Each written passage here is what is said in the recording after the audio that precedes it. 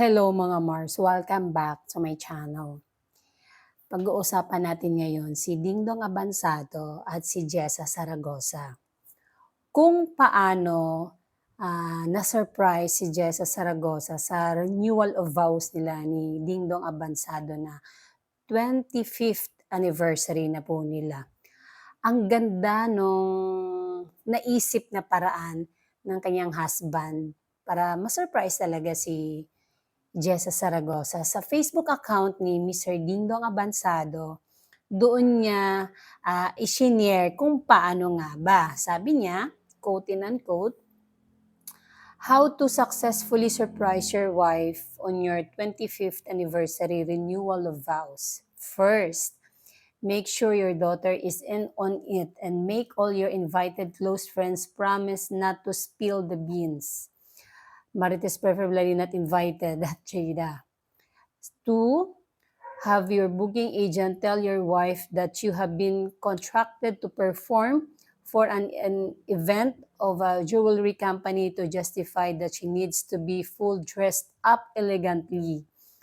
Pretend that it was the request of the organizer to wear that specific outfit and that they will be at the one to pay for the stylist and the wardrobe requirement. 3, since the supposed booking would be falling on your 25th anniversary date, make the organizer appear to agree to a very compelling talent fee for your wife to say yes to doing the event because she wouldn't normally agree to having work during special family occasions unless the price is right. 4, get a very good and well-organized wedding coordinator and event planner to be in on the surprise and have them work closely with you and your personal staff so that there won't be any leaks and there would be a high degree of attention to detail. Number 5, and finally, make sure that she trusts you enough to not regularly check on your phone and to hide chat everyone involved just in case. This is I learned when we started planning for this event almost a year ago. Ayun. Ganun pala ang ginawa niya. Kaya talagang napaiyak si Jessa Saragosa nung tinawag na ang kanyang name. Kaya paglabas niya doon sa pinto, nagulat siya na ang daming tao at doon lang siya nilagyan ng headdress, inayusan niya. Kaya naiyak na talaga siya. Kaya gulat na gulat talaga siya paglabas niya.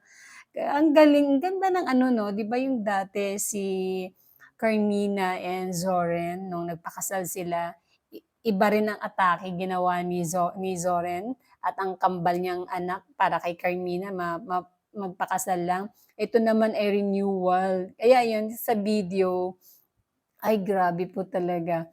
Nung napanood ko, tuwang-tuwa ako at naiyak din ako. Ayun, tapos kumakanta nga yung anak niya. Iyak talaga siya ng iyak tapos inaayusan siya. Ayun, ang ganda. Ang ganda talaga ng ano, pa-surprise. Akalain mo 25th anniversary na pala nilang mag-asawa. Good job!